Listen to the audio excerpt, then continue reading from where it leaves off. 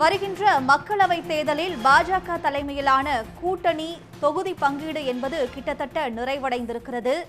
பாமகவுக்கு 10 தொகுதிகளையும் அமமுகவுக்கு 2 தொகுதிகள், ஜி.கே. வாசனின் தமிழ் மாநில காங்கிரசுக்கு 3 தொகுதிகள் ஒதுக்கப்பட்டிருக்கின்றது.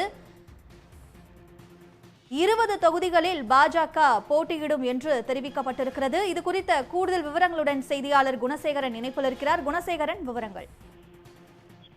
வரும் நாடாளுமன்ற தேர்தலில் தமிழகத்தில் இருக்கக்கூடிய 39 தொகுதிகளிலும் போட்டியிடக்கூடிய பாஜக அதன் கூட்டணி கட்சிகளுடன் அந்த தொகுதி பங்கீடு என்பது தற்பொழுது இறுதி செய்யப்பட்டிருப்பதாக மாநில தலைவர் அண்ணாமலை அதிகாரப்பூர்வமாக செய்தியாளர் சந்திப்பில் தெரிவித்திருக்கிறார். இதில் பாஜக 20 தொகுதிகளிலும், பாட்டாளி மக்கள் கட்சிக்கு 10 தொகுதியும், புதிய நீதி கட்சி, தமிழக மக்கள் முன்னேற்ற கழகம், இந்திய மக்கள் கல்வி முன்னேற்ற கழகம், தமிழ் மாநில காங்கிரஸ் கட்சிக்கு 3 இடங்கள், அதே போன்று இந்திய ஜனநாயக கட்சி ஆகிய இந்த 4 கட்சிகளுக்கு தாமரை சின்னத்தில் போட்டியிடுவதற்கான அந்த ஒரு தலா ஒரு சின்னம், ஒரு தொகுதி என்பது ஒதுக்கப்பட்டிருக்கிறது. அதே போல அம்மா மக்கள் முன்னேற்ற கழகத்திற்கு 2 தொகுதிகள் என மொத்தம் 39 நாடாளுமன்ற தொகுதிகளுக்கு உண்டான அந்த கூட்டணி தற்பொழுது பாஜக தலைமையில் போட்டியிடக்கூடிய அந்த 39 தொகுதிகளுக்கும் கூட்டணி கட்சிகளுடன் அந்த தொகுதி பங்கீடு இறுதி செய்யப்பட்டிருக்கிறது.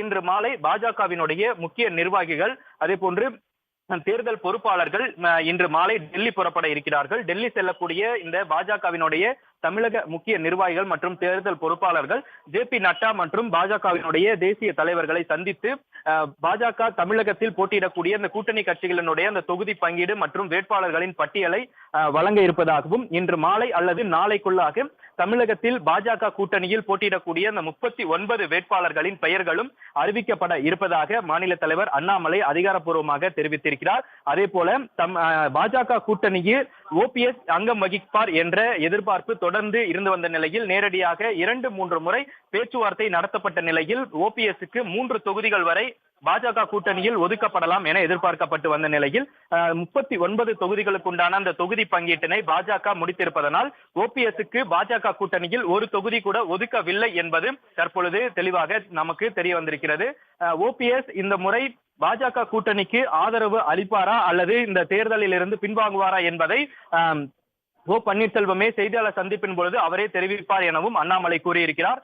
அவர் செய்தியாளர் சந்தித்த பிறகு அது குறித்தான கருத்தினை நான் தெரிவிக்கிறேன் என்ற ஒரு கருத்தினை அண்ணாமலை தெரிவித்து பாஜகவினுடைய அலுவலகத்திலிருந்து அண்ணாமலை புறப்பட்டிருக்கிறார். இந்த நிலையில் ஓபிஎஸ் பெரிதும் எதிர்பார்க்கப்பட்ட நிலையில் அவரது மகனுக்கும், அதே போன்று வைத்திலிங்கம் அவரது மகனுக்கும் என மொத்தம் 3 தொகுதிகள் பாஜக கூட்டணியில் கேட்டு பெற இருப்பதாக தகவல் வெளியாகி இருந்தன.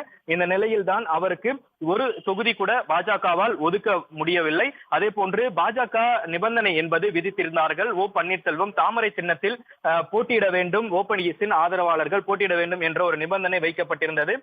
அதற்கு ஓபிஎஸ் தரப்பு மறுப்பு தெரிவித்ததன் அடிப்படையிலேயே இந்த தொகுதி பங்கீடு என்பது முடிவடைக்கப்பட்டு அவருக்கு ஒரு தொகுதி கூட ஒதுக்க முடியாமல் நிலை ஏற்பட்டிருப்பதாக பாஜகவினுடைய நிர்வாகிகள் தெரிவிக்கிறார்கள். அது மட்டுமல்லாமல் ஓபிஎஸ் தனி சின்னத்தில் போட்டியிட விருப்பம் தெரிவித்திருந்ததாகவும், அந்த தனி சின்னம் போட்டியிட்டால் ஒரு தொகுதி மட்டுமே கூட்டணியில் ஒதுக்க முடியும் என்ற ஒரு கருத்தினையும் தெரிவித்ததனால் பாஜக கூட்டணியில் ஓபிஎஸ் இந்த முறை போட்டியிடவில்லை என்பது தெளிவாக நமக்கு தெரிய வருகிறது.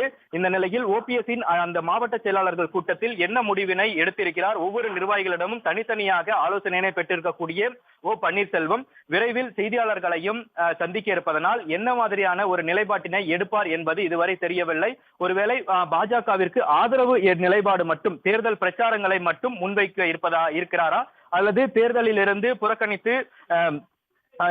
புறக்கணிக்கக்கூடிய ஒரு நிலைப்பாட்டினை எட்ட இருக்கிறாரா என்பதும் இதுவரை முடிவாகவில்லை. இந்த நிலையில் பாஜகவினுடைய 39 தொகுதி வேட்பாளர்களுக்கு உண்டான அந்த தொகுதி பங்கீடு என்பது முடிக்கப்பட்டிருப்பதாக அதிகாரப்பூர்வமாக பத்திரிகையாளர் சந்திப்பின் பொழுது அண்ணாமலை தெரிவித்து சென்றிருக்கிறார். உடனுக்குடன் செய்திகளை தெரிந்து கொள்ள சன் நியூஸ் பெல் ஐகானை கிளிக் பண்ணுங்க.